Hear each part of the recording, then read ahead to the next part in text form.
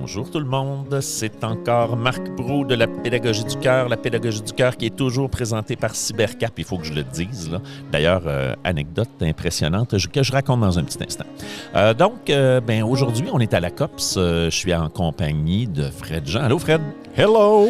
Et on est là pour Balado Pédago. On a un kiosque. Là. Si vous êtes passé à la COP cette année pour la 44e édition, c'est sûr que vous nous avez vus. C'est un kiosque roulant, tapis roulant, escalier roulant. On est direct en haut de l'escalier. Là. Les gens tombent quasiment sur nous autres quand ils arrivent. Ouais. Mais c'est vraiment génial. Moi, je vais être ici tout le temps. Ben, moi, je suis content de voir parce qu'à chaque fois que ça monte, j'ai des sourires. Oui, effectivement. C'est vrai que les gens nous font des beaux sourires en nous regardant. C'est de toute beauté. Ça doit être parce qu'on est beau, Marc. Mais écoute, là, tu vois, Alexandra sourit. Fait que j'imagine que c'est ça.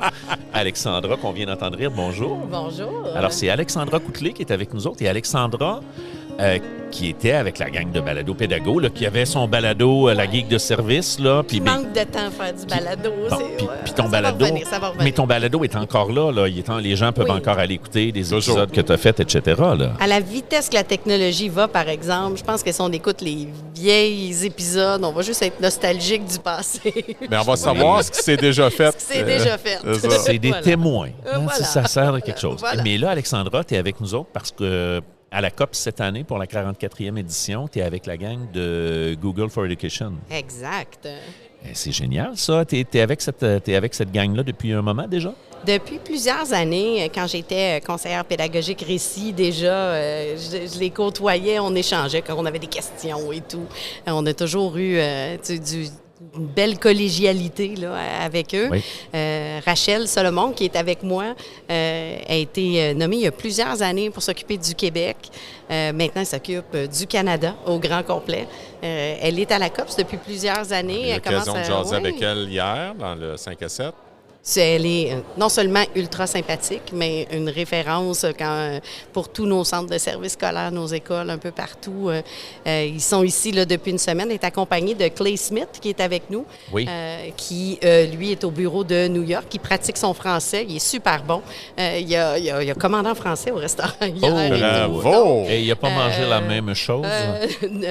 Non, pas la même chose. Same thing? Moi, c'est la traduction de du same thing. Je vais prendre la même chose. La même chose. Anecdote, l'année passée, quand on était allé souper, il s'est pratiqué pour commander son repas. Puis là, le serveur arrive, puis il arrive dans le menu et il prononce à la perfection tout ce qu'il veut commander, mais parce qu'on lui a dit, c'est pas ça que tu voulais, tu as commandé la ligne en dessous. Ah non. On lui a dit. Mais il fait de grands efforts, puis on est chanceux de l'avoir. Là. Il se promène vraiment un peu partout dans le monde. Il est new-yorkais? Il est de New York, effectivement. Clay était enseignant de théâtre avant travailler chez Google. Il a travaillé pour l'école qui a inspiré le film Fame. Donc là, on va voir quel âge ont vos auditeurs pour se souvenir du film Fame. Oui. J'irai pas plus loin. Ça s'arrête là. Avec les bas torsadés. Puis, et voilà, l'image nous vient en tête, assurément. Tout à fait. Et il a géré aussi tout ce qui était Google for Education pour le district de New York. C'est plus de 2 millions d'élèves. Donc, il aide beaucoup nos équipes techniques, entre autres, ici, là, dans toute la gestion de la console et tout. Quand tu as une question, là, Clay, je pense que si j'ai le choix entre Gemini et Clay, je vais avec Clay, moi. Oh boy, OK. Et il faudrait peut-être l'implanter quelque part, le cloner, pour qu'il soit plus disponible. Ça nous prendrait un Clay. Il y a Claude, il pourrait y avoir Clay. Un Clay en main.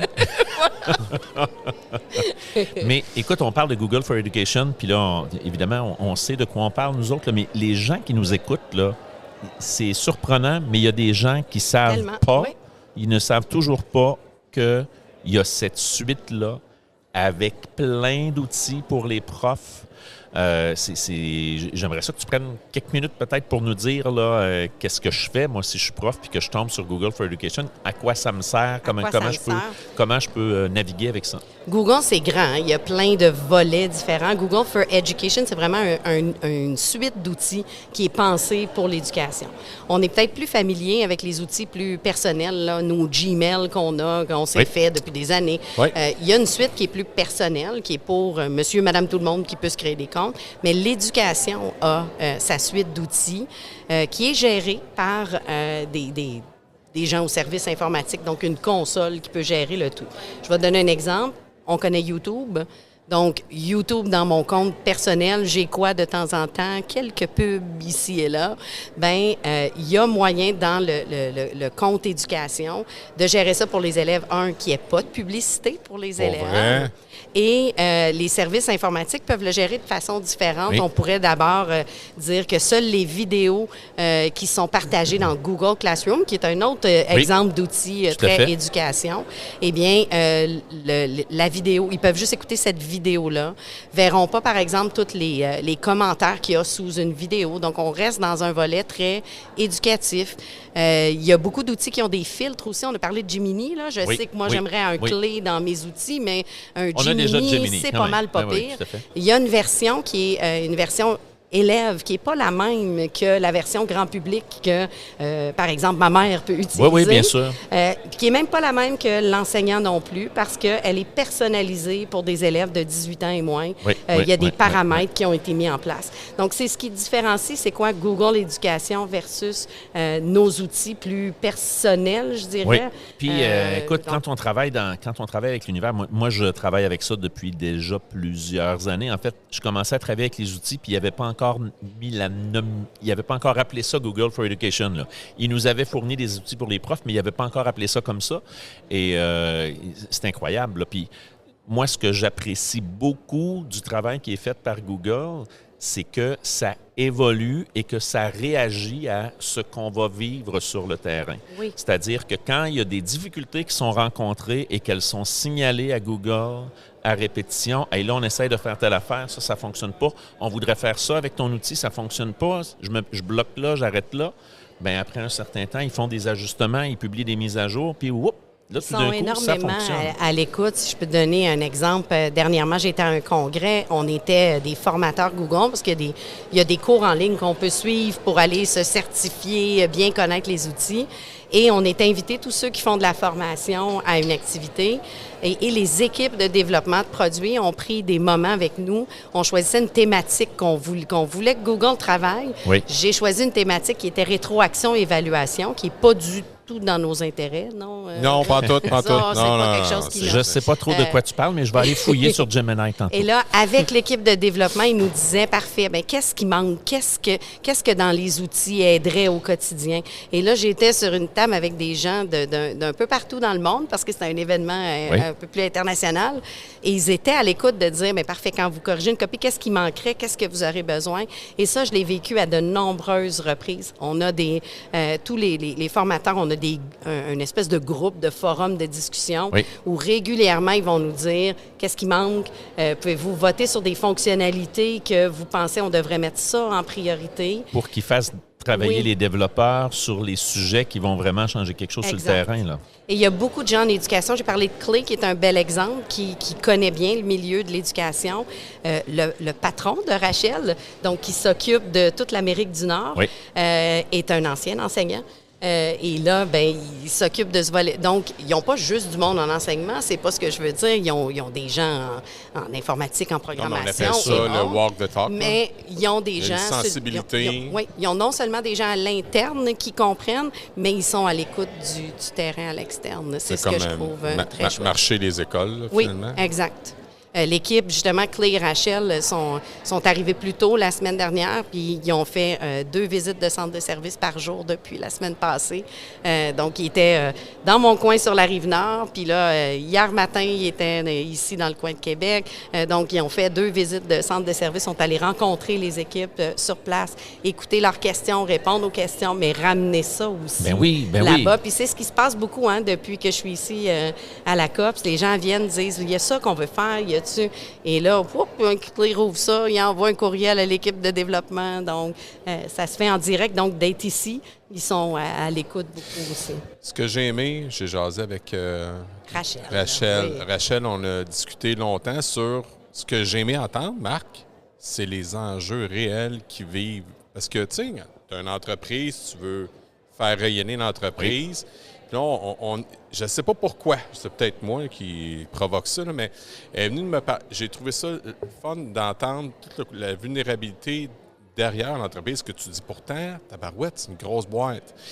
Mais le côté, elle est venue parler avec délicatesse du côté ce que certains centres de services scolaires sont encore réfractaires avec les services de Google. Puis elle trouvait difficile, dans le fond, d'arriver à leur faire comprendre que non, on est legit avec la loi 25, on travaille, on est vraiment en avant. Puis la présence à la COP se fait acte de foi aussi, tu sais, c'est qu'est-ce qui se passe, what the heck is going on, puis comment je peux vous aider davantage. Et tu as tellement raison, Fred, dans ce que tu dis là, parce que moi, je m'en rappelle, puis j'en avais parlé avec Alexandra quand c'est arrivé, cette histoire-là. Là. Moi, j'ai vu passer des communications dans certains milieux scolaires où on disait, il faut tirer la plug. Si vous êtes avec Google, il faut tirer la plug, il faut sortir de là à cause de... Je pense qu'il y a une mauvaise compréhension. Tu sais, tu m'as posé la question, c'est quoi Google for Education? On mélange tout. On mélange l'outil qui est personnel, on mélange les outils entreprise, on mélange les outils éducation. Et quand tu entends ça, il y a des gens qui ont entendu ce message-là et qui n'ont pas été voir plus loin, qui n'ont pas réfléchi, puis qui se sont dépêchés de partir à la course, mais ça n'avait aucun sens. Là. La compréhension qu'il y avait de la réalité était fausse. Il y avait des fausses informations qui circulaient.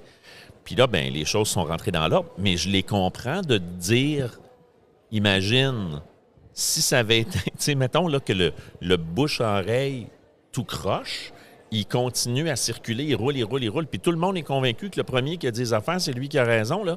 Puis là, Google a beau dire non, mais il n'y a plus personne qui les écoute.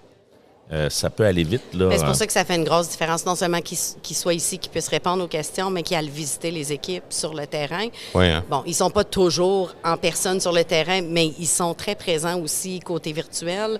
Ils ont, une fois par mois, là, ils ont une espèce de ligne ouverte où tout le monde peut venir poser les questions.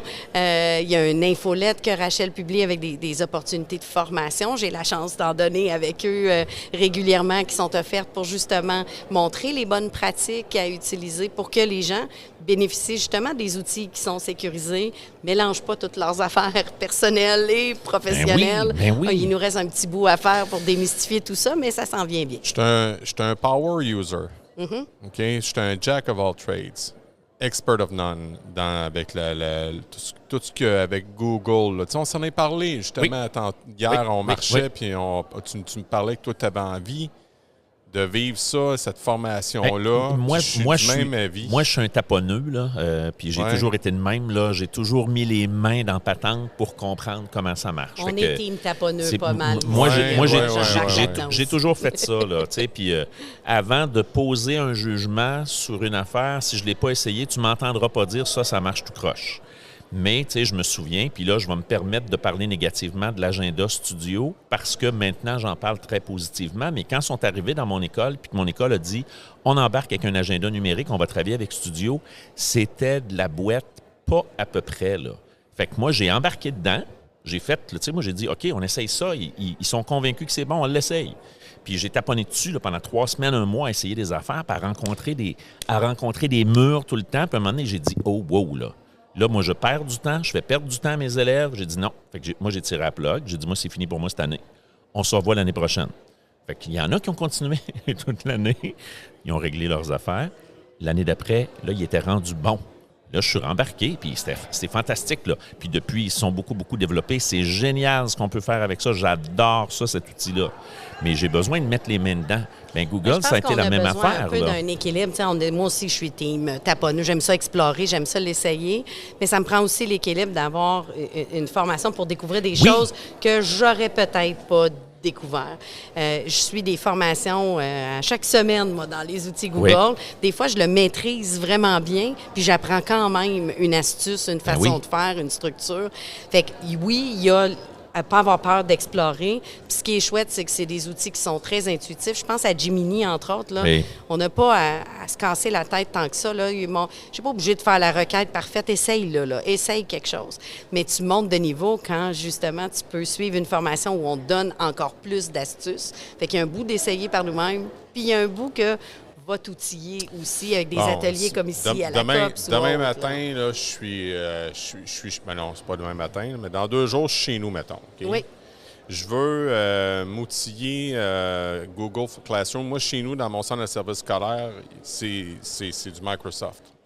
Bien, premièrement, il faut que ce soit disponible. C'est sûr qu'il y a des centres de services scolaires qui vont avoir fait des choix différents d'eux. Si on n'a pas la suite Google Éducation, je n'irai pas avec mon compte personnel de mettre des choses des élèves là-dedans. C'est pas ça qu'on veut. Je demanderais l'autorisation ou je travaillerais avec ce qui est disponible dans mon organisation. Ça, c'est un. Est-tu possible d'aller voir mon organisation puis de dire... Okay. Oui, puis il y a des organisations qui ont les deux très bien puis qui fonctionnent avec les deux environnements aussi. Ça, c'est ce qu'elle avait dit, oui. Donc ça se peut. Ça, c'est étape 1.